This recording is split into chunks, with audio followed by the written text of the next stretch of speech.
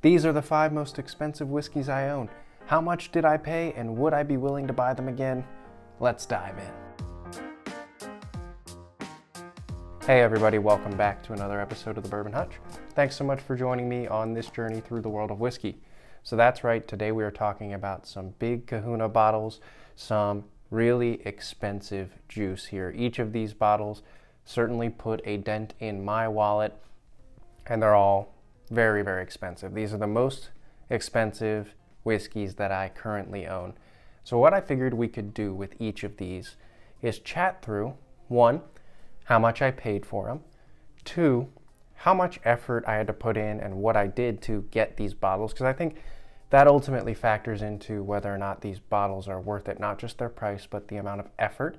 They say time is money. How much time did you have to spend on each of these to maybe get one?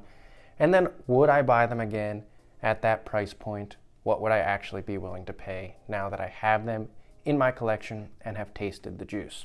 So we'll start over here with the Michter's 10 Rye. I do think I put this in the order of least expensive to most expensive, though that certainly isn't really that big of a gap. Most of these, I think all of these are over $200. All right, so Michter's 10 Rye. This is the 2024 release. I've also got a 2023 release. I've actually got a backup bottle of that too. $200 MSRP these days, and that is quite a lot. I think it used to be closer to 150 or maybe even closer to 100 when it first came out. Bumped it up to 150, then around 180, and now it's up at the $200 price point. 10 years old, although that's just the youngest stuff in here. It could be older than that. Is it worth that amount?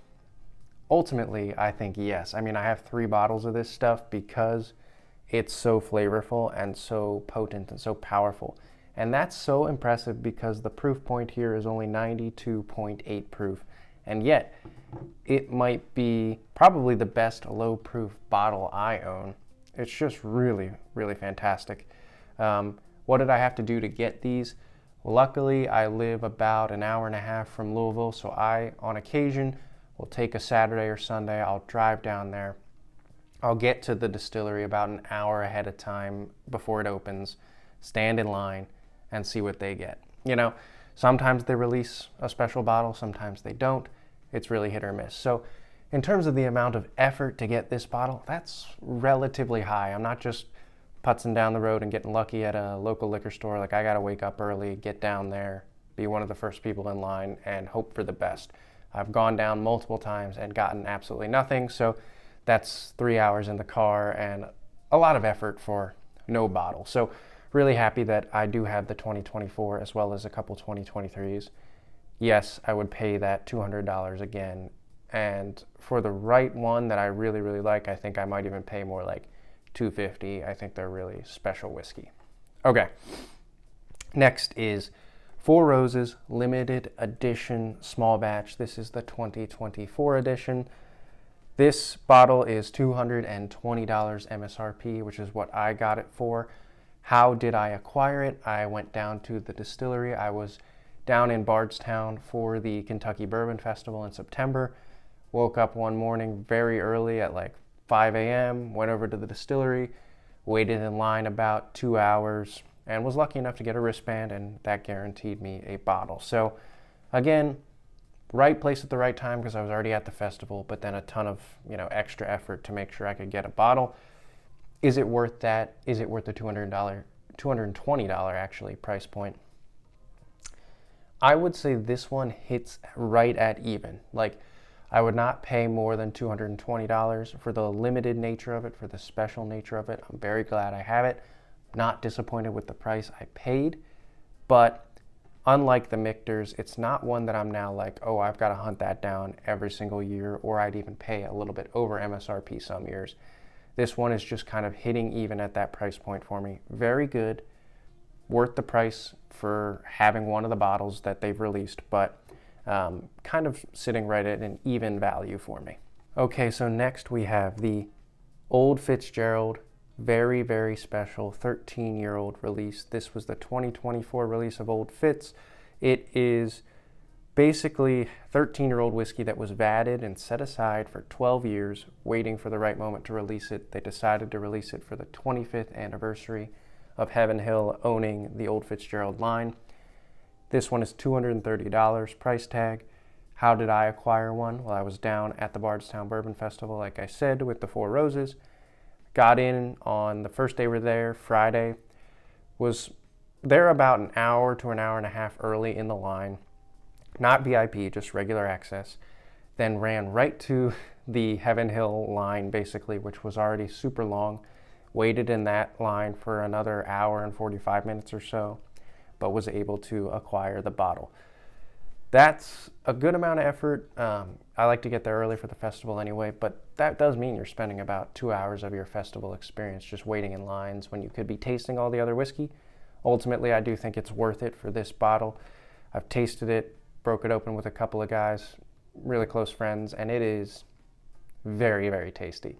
For $230, I think it's hitting that value very well for the limited special nature of it. I would buy it again for $230 to $250. Yeah, I would definitely buy it again. I think it's just special. It's also got this slight dusty profile to it that just harkens back to a different era of whiskey, and that's just not something you can get on a regular basis. Okay, next we have an absolute behemoth, again from this year, 2024. You can tell I've spent a lot on whiskey this year, or certainly was lucky enough to get some of these huge releases that ultimately cost a lot if you want one. Russell's Reserve 15-year from Wild Turkey is a $250 bottle. What did I have to do to get it? I was kind of lucky on this one. Saw a Facebook post that a local Kroger was doing a surprise drop on this. That's one of the only ways I think I could potentially get my hands on it, is if this wasn't a widely announced release. It was just very surprising, right around like 1 p.m., so not a super regular time of day. I was able to run over there, get in line, be early enough in the line to secure a Russell's 15. So a lot of luck factored in there, and just right place, right time. $250, is it worth that? Would I pay that again? Absolutely. This is one of, if not the best bourbons I've ever tasted. I have a sneaking suspicion this is going to crush in my Whiskey of the Year bracket. It's going up against some other great contenders, but my money is on this right now because it's just so delicious and so well balanced. It's probably, if people just had to ask me right now, like, what's the best bourbon you've ever tasted, this is my go-to answer. And I'm just so excited to have the bottle. I would pay $250 again in a heartbeat to have this. I know that Wild Turkey, as we're going to talk about in a second with the Master's Keep, has really skyrocketed in terms of the premiumization of their pricing on their like special bottles. Luckily, their standard stuff is still very affordable, but their premium stuff is way up there. Luckily, I think the Russell's Reserve justifies that price. All right, let's talk about the flip side of the coin now. The Wild Turkey Master's Keep Voyage. This one ruffled feathers, pun intended with the whole Wild Turkey reference here. They upped the price on Master's Keep with this release to $275. The new Rye Triumph this year was $300. I was able to get this for right around $250 from Costco. The involvement for me, the effort was regularly I check out the Costco liquor store near me, and sometimes you just get very lucky. So that's usually a early morning, right when they open, I check it out, see what's available. It's also completely random when they release these like very special bottles. So that's more of a regular thing I've built into my routine. But if you think about the amount of effort and kind of dedication I put into at least getting the chance to have these bottles, it is significant. In terms of price, again, $250 or the $275 MSRP. This is a 10-year-old rum-finished rye. I don't think I would buy it again for anywhere near that price.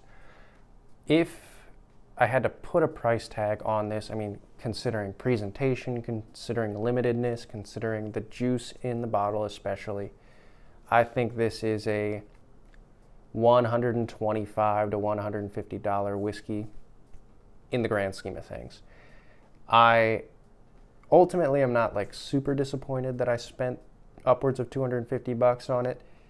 I think at the time I don't have any other master's keeps, and I was looking for something really special from Wild Turkey and was happy to add it to the collection. But no, I do not think I would buy it again for anywhere near that price, especially now that I've got more super premium priced elite kind of whiskeys to compare it to in my collection. I just don't think it really holds up compared to even these ones on the table, that's for sure. All right, so I think that's going to pretty much wrap it up here with this discussion of these 5 most expensive bottles in my collection. What I'd love to do is start a discussion in the comments. Like, let me know, what are the most expensive bottles you've purchased? What's your philosophy around spending for these more limited releases? Are there any that you regret, or any that like really justify that price? For me, again, it's a mixture of that price point, the effort, all coming together. Like, are these bottles worth it? Luckily, I feel like 4 of them really are. One of them kind of stands out as potentially a little lackluster for sure, but I feel like my wallet certainly took a hit with these, but my palate's pretty happy with the results. So let me know in the comments below how you kind of approach this. For me, I will say I think I pretty much have a cap at around $300. I've never spent over that for a whiskey. It's hard for me to think about a whiskey being worth much more than that, given that it's something that goes away over time. But would love to know what you think. While you're at it, hit the like button on this video. That's what gets it out to the most people. And then if you haven't already, please consider subscribing to the Bourbon Hutch, joining us for the rest of 2024 and beyond. Till I see you guys again for another video, all I can say is keep drinking good whiskey. Maybe don't be afraid to spend on those premium bottles that you know are worth it. And cheers.